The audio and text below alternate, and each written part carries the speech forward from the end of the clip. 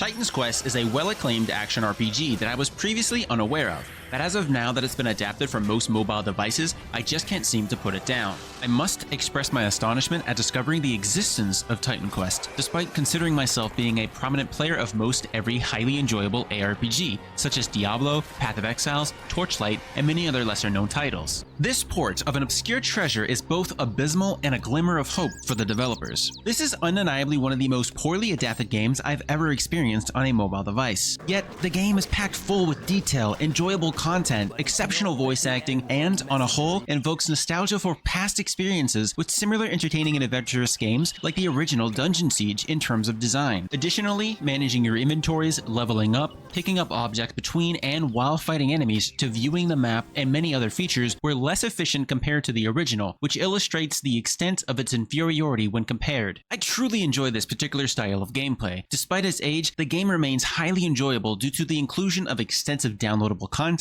and new features included with the Ultimate Edition. My experience was that of a reoccurring feeling of frustration over the game and its basic settings. There are numerous elements that enhance the quality of life and enable remote play on mobile devices, but there are also a lot of features that are disabled by default or absent completely, like the inclusion of online multiplayer. I will be as direct and concise as I can. Although I had a strong dislike for the mobile version, the game itself was so good that I chose to overlook the problems and persisted in playing. As I did progress further, the game continued to get worse and worse for the mobile version. It compensated this by providing me with very powerful and formidable weapons, which intensified my eagerness to continue playing. After going back and forth between good gameplay and bad functionality, all it took was one final concern to compel me to abandon the port and exclusively choose to play the PC version, where I shall remain without any reconsideration. I do feel like their asking price is just way too much for a product that is lacking in functionality, especially considering that the same amount of money could be used to purchase the whole catalog linked to the series on Steam during a sale, while also saving 50% of the funds for a much higher quality game.